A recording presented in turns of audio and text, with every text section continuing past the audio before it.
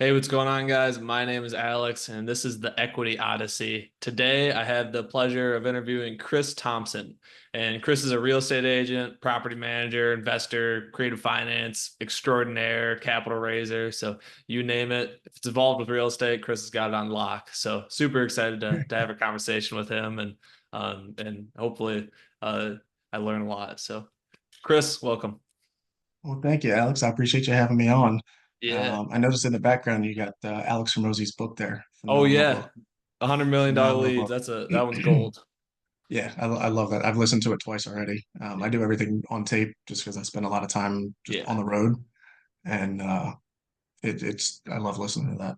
100%. It's so like I feel like I've read it probably. I've listened to it once and read it, once, but I feel like it's so dense and a lot of the stuff in there.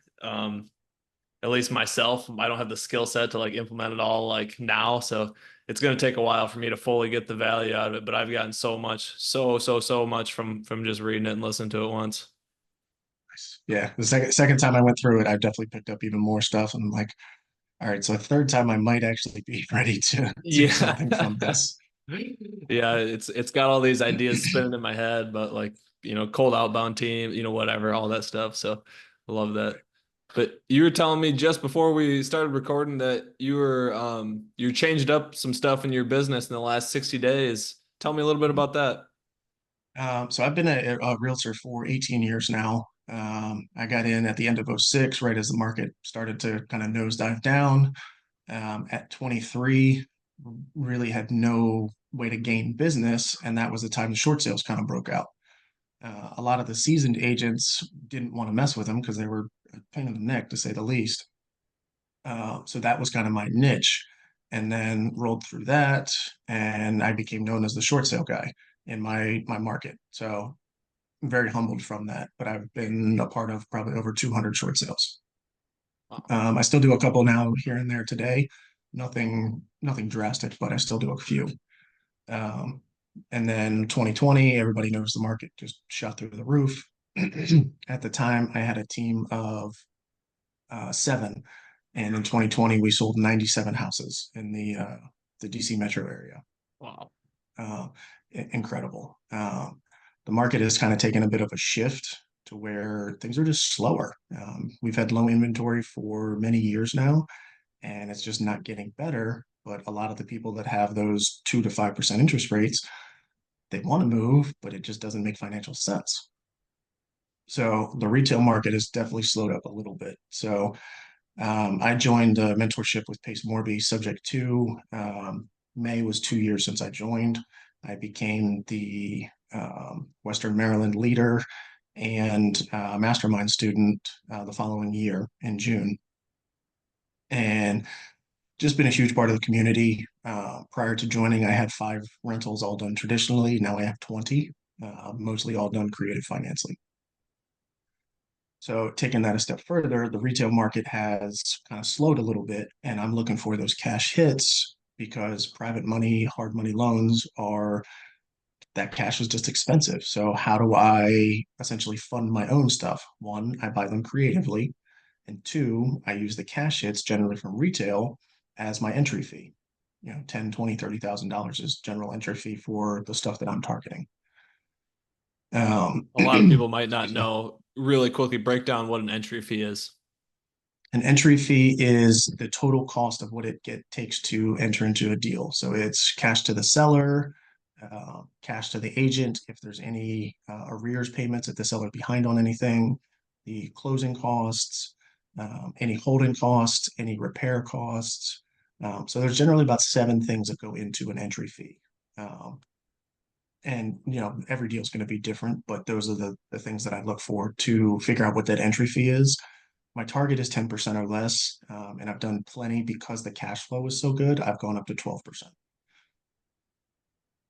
Um, so in the last 60 days, I kind of switched up, working with one of my good friends and partners, Jay Mora, who's huge in the wholesale world. Um, he and I just became friends about a year ago and just working together and kind of bouncing ideas off of each other. Just honestly a great reference. Um, and he basically takes the low-hanging fruit. So he's like, here's a list of all of the wholesalers that I know and work with, go after them. So one of the things that PACE teaches, it used to be called the PACE method. Now it's called the Lanza method. Doug Lanza, one of they call him the OG in the community for subto. He got so good at it that PACE renamed it after him. And essentially what that is just reaching out to wholesalers, picking up their dead leads. Hey, let me give you $500 to $1,000 on, a lead that you're not doing anything with. I've tried that approach and been fairly successful at it, but just recently put a little slight hitch to that. So I'm reaching out to all of the wholesalers. Right now, going through the list that Jay sent me, probably about 300 people. Um, so instead of just saying, hey, let me pay you for your dead lead, I'm coming in and saying, hey, let's JV this lead. If you have anybody that's not working on cash, because generally it's the seller wants too much money for what a wholesale price would work, and especially at cash, most cash investors are buying at 70% below ARV or after repair value. All that essentially means is just what it's worth if it's completely fixed up. And then would sell on the retail market that way. So there's a lot of people that just don't have equity. Seller doesn't want to give it away. And that's where the beauty of creative finance comes in. I have about 12 different exit strategies that I utilize to structure a deal. So instead of going to a wholesaler and saying, hey, just give me your dead stuff and I'll pay you a fee if I close it. I'm coming in saying, hey, let me help teach you creative finance. Let's work these things together because they generally already have the relationship with that seller because they've been working with them for, you know, 30, 60, 90, 180 days at some points. And if the cash is not working, that's where I come in with a creative solution to say, hey, Mr. and Mrs. Seller, if you want this price, we can give you that price if you give us the terms that allow us to cash flow this as a rental. Sometimes the numbers don't work out. And then if I can still structure the right deal, which we do is called a wrap. So we take the existing mortgage that's in place, buy it subject to, wrap our equity position around it in second position, and then sell it to somebody who's going to live there. Because at the end of the day, somebody who's going to live there doesn't care if it cash flows because they just want a nice house to live in. Right. And just to recap for the audience too, so I guess just to make sure everyone's on the same page. Wholesalers are people in real estate who they do marketing and sales for sellers who want to sell their property. They get that property under contract and they go and sell it to an end buyer, somebody who would buy and hold, flip it, XYZ.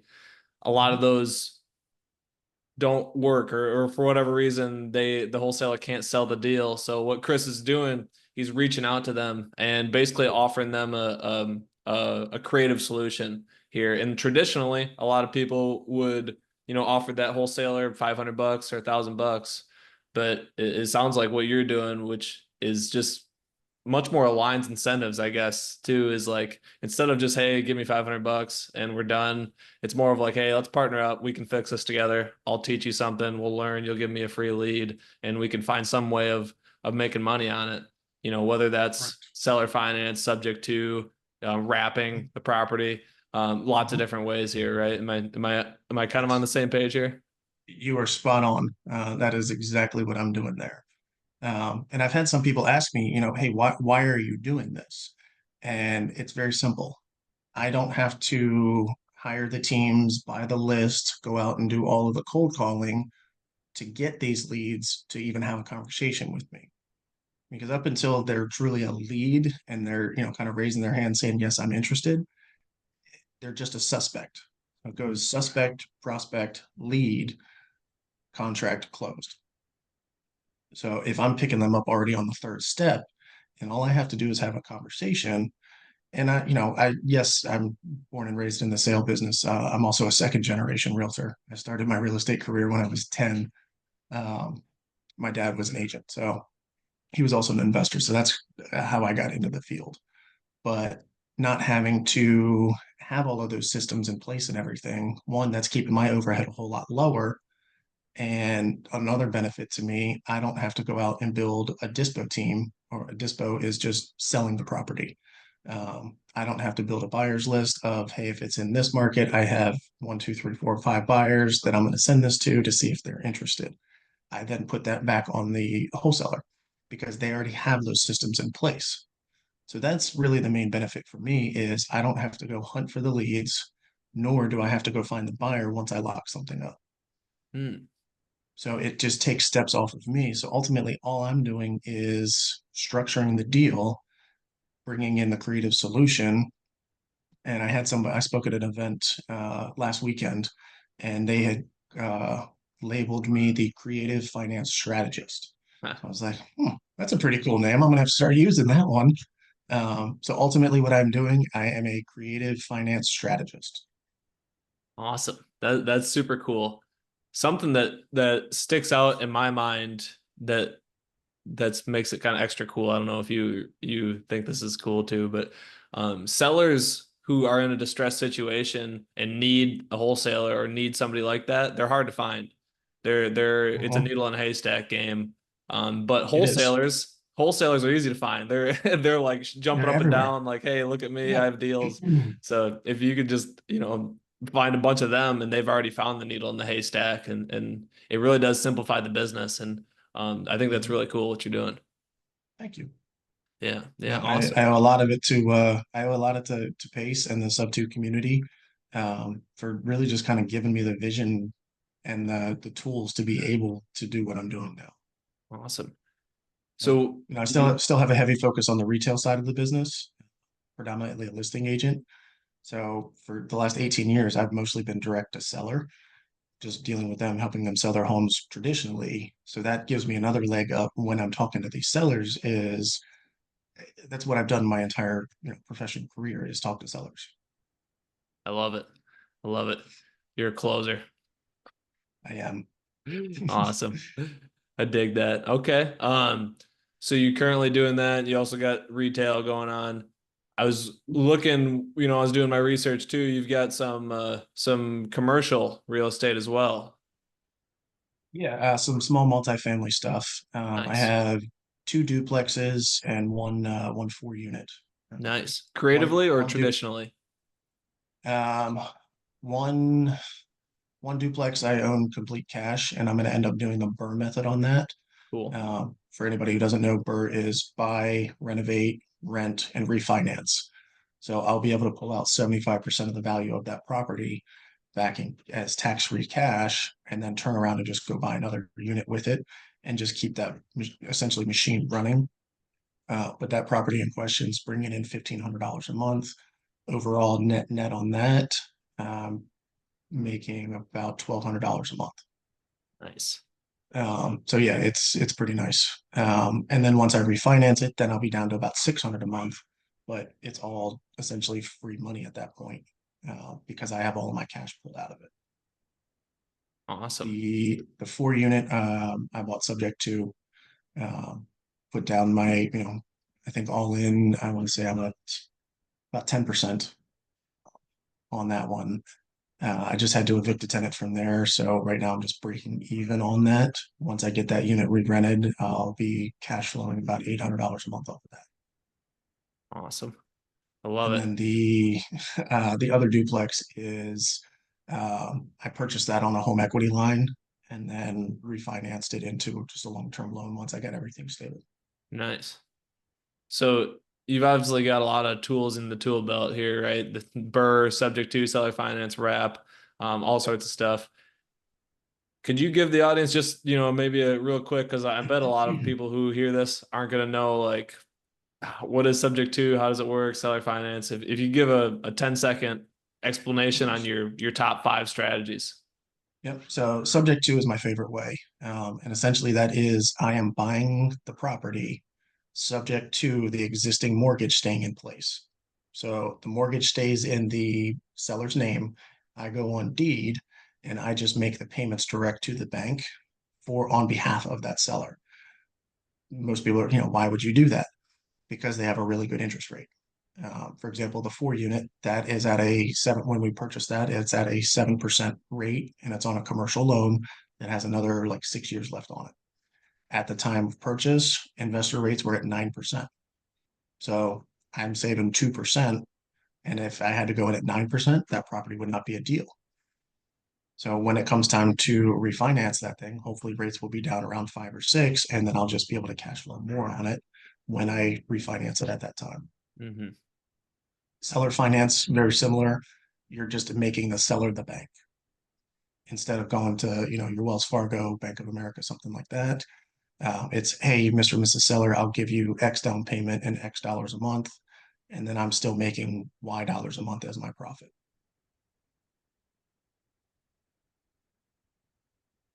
Yeah, awesome, awesome. And I'm sure you get this question. I've got it 1,000 times. Why would a seller agree to something like that? For majority of people, they won't.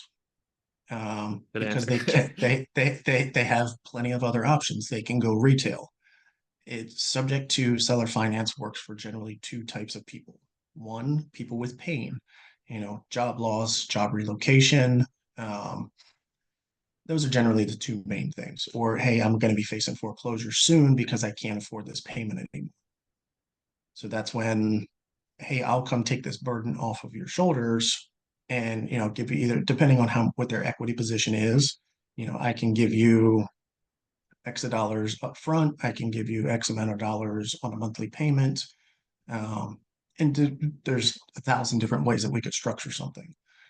And then on the opposite end of the spectrum, a really kind of high level investor that doesn't really want to pay taxes.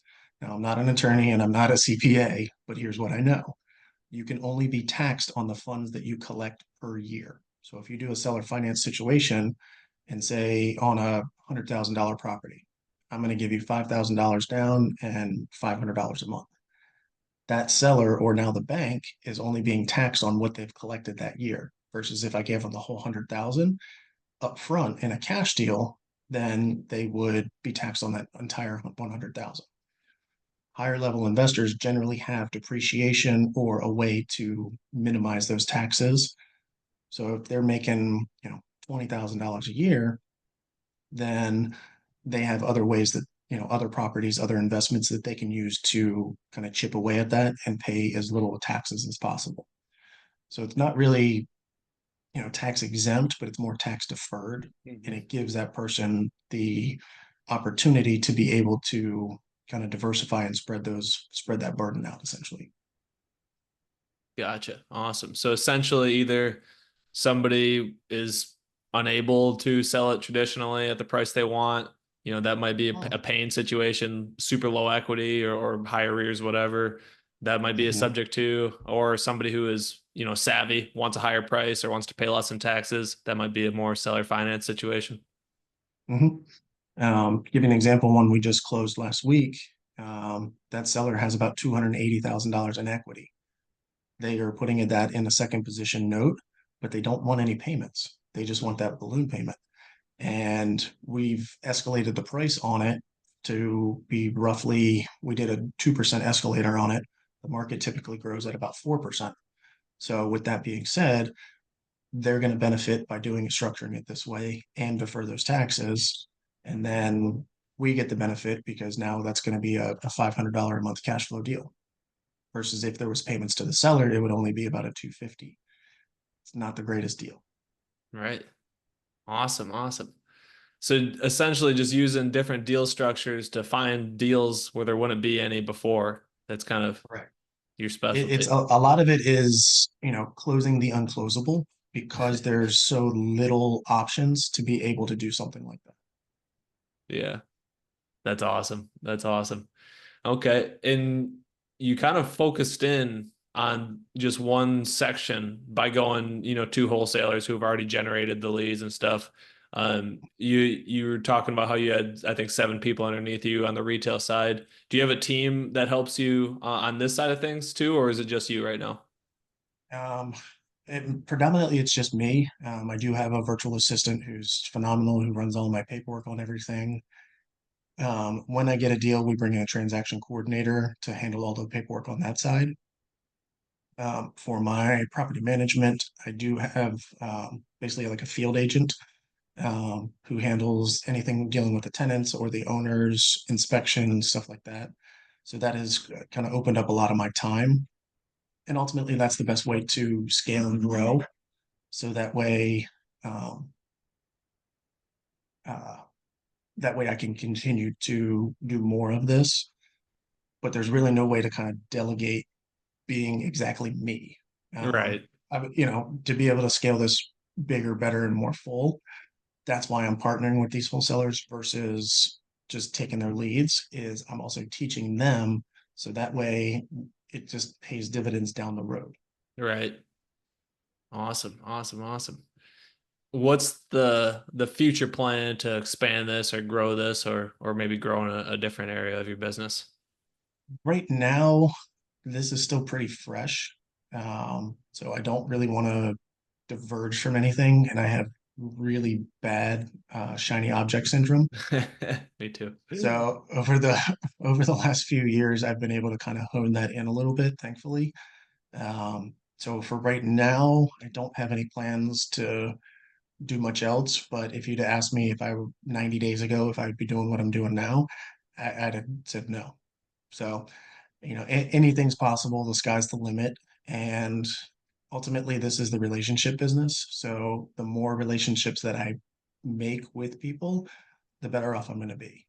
Ultimately, if I get 50 wholesalers that, we're super tight with and I'm the only person they're working with and vice versa on those deals, I'm, you know, then I really don't need to focus on anything else because that's going to produce enough cash. And then also another benefit for me is if it's a phenomenal deal and I have that entry fee, then I'm just going to buy that deal myself. So it's a way to pick up some cash hits on some wholesale deals, put some money in my pocket, but also puts me in front of a lot more deals than I would be able to just do myself or without building that whole team up myself. So working with people that are already doing a lot of the upfront stuff, it just makes more sense for me to just partner with them. And that way they're bringing me the deals versus me having to chase the deals. Hmm, that's awesome. I love the idea of just kind of even if you're doing a real estate adjacent business or like you're doing with the wholesalers and stuff, you just get all these opportunities for your own portfolio, which is super cool. Mm-hmm. I Yeah, really for like sure. that. Yeah, awesome. Well, you've had quite the journey, um, creative finance and being an agent and running a team. Is there a moment in that sticks out like, hey, this was like the turning point, right? Like you cut a leash in your mind or broke a belief or Every day. oh Every day I get through, and I deal with a lot of imposter syndrome. I shouldn't be here. I'm not good enough for this. Yeah, I deal with those thoughts every day. But it's pushing through that and pushing past that that has been, paramount in getting me to where I am. Excuse me. Um, so, plenty of the motivational stuff on YouTube, just repetitive studying of Pace and what he offers in subjectto. They have an entire Zoom vault filled with just nothing but content. I believe there's like 117 hour to 4 hour videos of just seller objection handling. I've been through all of them, some more than once. And being able to go back and reference that stuff of, hey, I feel like I heard this at this point, and I just had a call where I got stumped on this. I'm going to go back and listen to this, and then I'm going to make that call. So it's not presenting that, hey, I have all of the answers. A lot of the times is if I don't have the answer, let me go talk to my friends, let me go study something, figure out what that answer is, and then I'm going to come back to you because I don't want to give you, false hope. I don't want to give you the wrong answer. I would rather just say, hey, I don't know that. Let me go find that answer for you, and then I'll bring it back to you. hmm, I like it. I hear that a lot as a common struggle that people have is the imposter syndrome, but it's good to Yeah. just get some strategies to deal with it, right? So it sounds like just Mhm. I don't want to Grinding through it. say learn how to not be an It's just, imposter, but you learn the processes and it's Go Correct. ahead. And you don't succeed your way to success. You fail your way there. Yes. Um, and that's referring to that book again behind you. I mean, that's Hermosi 101. You don't succeed your way there. You fail every step of the way. And as long as you learn and grow from that, then you move on, and you grow. So it certainly helps. That was one of my biggest mindset shifts for sure was the understanding that um, I guess the nicest way to say it is that failure is a part of the process and should be expected, instead of like trying to avoid it at all costs and like don't want other people to see me fail kind of thing. Like that mindset shift just like broke me free. Like it was crazy. So Mm-hmm. that was a And big one for me. one of the best kind of, I guess it's quote or person in general, Michael Jordan. One of the reasons why he was as great as he was, and probably still is, but he never competed against anybody else on the court. He competed against himself in his mind. So that's one thing I always try to keep referencing is, I'll watch somebody who's brand new and they'll go do 5 deals within like 2 weeks, and I'm sitting there scratching my head and be like, I haven't done 5 deals in a week in a long time. What's wrong with me? It's nothing wrong with me. They did something right that I just haven't figured out yet, but I'm going to get there. Instead of, oh, it must be nice to be them. No, that's awesome. I'm happy for them. Congratulations.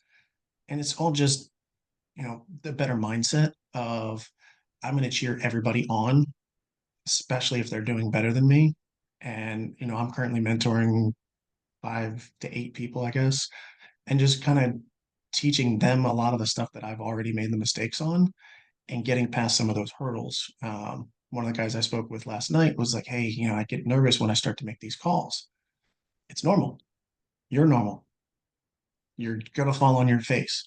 So stop trying to chase the yes and chase the no. Because then when you do get the yes, then it's like just a double win. Hmm.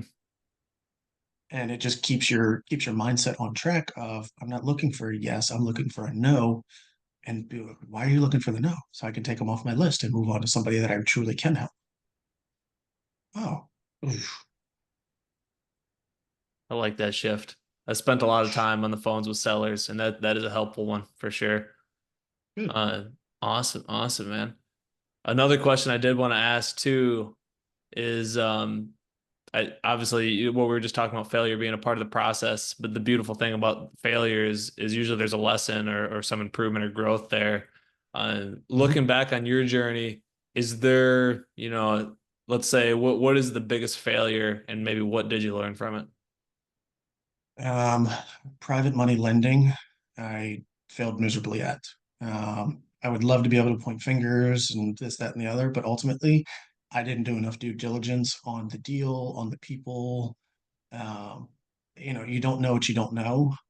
So now I know a ton about what to do on that side of things. I'm no longer a private lender. I'm still licking my wounds from some of that stuff. But from the loans that I had to take back, I just own the properties now. So instead of taking that as a complete loss, now I have those properties, they're cash flowing.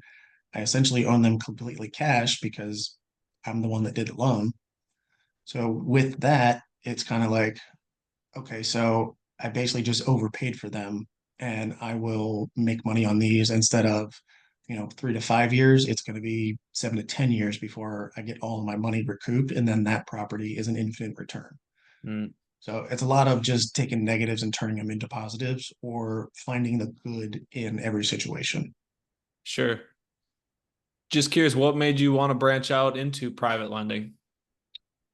That was a lot of what I had when I first joined Subto. That was a lot of the opportunities that I had. And while I still learned what subjectto even was, um, that was an opportunity to get in and try to make some cash flow. Hmm. And I made some decent money on it. Thankfully, my wins outweigh my failures on that. And there again, I own 3 properties because of it. Heck yeah. Heck yeah. Another question that interests me for sure. You and I are in the same community, sub two, started by Pace Morby, who is an incredible human and what he's been able to do with building a community and showing the value and the power in that. Yeah, for sure. But the reason I'm saying that I'm taking away this answer, who is someone in your field that you admire and why? And you can't say pace. Who in my field that I admire? It can't be Pace. Um, Honestly, I'd have to say my buddy Jay, Jay Mora. He is a one heck of a go-getter. He is a one heck of a go-giver. Um, he and I started connecting. He and I have a meeting once a week, and just I run 5 businesses, have for years. He was looking for structure, and ultimately, I was just looking to help. And that's honestly what stemmed what I'm doing right now. So it's not always necessarily looking for the right answer. It's helping as many people as I can with the knowledges and experience that I have, so that if I do that enough, it's going to pay dividends and it's going to come back to me. I don't necessarily know how or why or any of that stuff, but and whether God, universe, whatever you believe in, if you put enough good stuff out, there's going to be a lot of good that comes back to you as well. Hmm. And I know Jay has made multiple shifts in his business to keep growing and grinding and being able to scale. So I got to give credit to my man Jay. Yeah, I love that the go-giver mentality too. All the people, It's all the go only ahead. way to do it. Yeah, I say it's the only way to do it. There's in the real estate game, there's so much cutthroat stuff. So when you can find the go givers, it just makes life that much better. yeah. The cutthroat is so short-sighted in my mind. It's like, yeah, you might get one additional deal here and there from it, but the person who's the go-giver, like they get something way more valuable than the deal. They get a relationship or a connection with somebody else. And while that might not show up in their bank account today, 10 years from now, if they continue to do that, they're going to be 100x times the cutthroat person in my mind, at least. I'm right there with you, and Yeah. I think that's extremely true. Um, because if you just help people, it's not rocket science. It's just being a good person, really. Yeah. Awesome. Awesome. Awesome. Okay. So you're a community leader in sub 2. You're very Mhm. experienced. You're a killer closer. You've done a lot of deals and you know what's going on here. So this is gonna be important for the audience. What are the core tasks or actions that somebody who is newer should be doing on a daily basis? Like give me like write on my Consistency. calendar, check off this. Like what are the things they Okay, should be doing every day? um, making calls, Making getting on calls. the phone, whether it's to wholesalers, whether it's to agents, whether it's direct to seller. Because if you don't have leads, you don't have a business. If you don't have a business, then obviously you're not making money. So be as consistent as you possibly can. And if all you have your regular W-2 9 to 5, you only have 2 hours a day. Set a goal to make 4 to 5 connections or phone call, essentially connections every single day. And that's one of the things that I'm trying to teach some of the guys that I'm mentoring is, get over those hurdles. You make 4 to 5 calls a day. It may take a month, it may take 6 months. We don't know, but be consistent at it. Awesome. Awesome. That's super powerful because I know obviously pretty much everybody struggles with that at first, but just like wanting it, but not really doing anything or not really even sure what to do. So I really Yeah. like that just as a baseline, like do the basic task, like Hmm. make the phone calls to whoever you're trying to do, right? Whatever, if it's sellers or Hmm. wholesalers or whoever. Even if you're a connector or a private lender, whatever avenue you want to go down, just be consistent at it and make those 4 to 5 connections a day, Yeah. and the rest will follow suit. Yeah. I would even redefine success as doing that action. I think Oh, 100%. that'd be powerful. It, Success is not always, financial based. A lot of it is, your small wins. Small wins add up. Totally. Awesome, man. We're coming to somewhat, getting close to the end here. So I want to ask you, what is one takeaway that you hope the listeners will remember from our conversation? Um, don't quit. Don't. Doesn't matter how. horrible the situation may seem, um, you know, quick story from a long story. I overpaid for a property, cash, first property I bought out of state, sunk too much money into it, had it as a rental. It produced a good income from it. And I ended up just seller financing that to the tenants. So now I don't pay for the taxes, the toilets, the tenants, any of that stuff. And that property still needed a good bit of work. The buyers are extremely happy. They were like, oh no, we thought we'd never be able to buy a house. I'm now charging them less, but I'm actually profiting more off of that because I don't have to deal with any of the repairs, taxes, insurance, any of that stuff because I'm just a lender. Nice. So, and that took 2 years to get through. So, there's always the solution. And stealing another line from Mosey, you either succeed or you quit before you succeed. And it's like, that's so mind opening that it's just there is an answer out there. It may not be a good one, it may take more time, but essentially there is an answer out there and there is a solution for everything. Awesome. I love it. And where can people find more about you? I'm huge on social media. I would say Instagram is probably the biggest platform I'm on. Currently working on building up my YouTube as well. The handles on both of those are just Chris Thompson Real Estate. Find me on there if you run into questions, if you are a wholesaler, if you are a seller, or just generally have a question about anything related to real estate. I'm happy to help however I can. Awesome. Awesome. I'm sure some wholesalers will hear this. So if you send me that stuff, I'll put it right there in the description. And Okay, hopefully, perfect. hopefully they'll learn a little creative finance. You'll get a deal and it'll be happy, happy. Win-win for all, buddy. Yeah. Awesome, Chris, man. I really appreciate you and your expertise and your knowledge. And I know somebody took something from this because I certainly did. So I really Well, good. I'm appreciate you, glad. man. I look forward to having you back on at some point. That sounds awesome, dude. No, appreciate you having me on and look forward to coming back on and hopefully sharing some more success stories from people that watch this. Heck yeah. Awesome. All right, you guys, signing off. See you, buddy.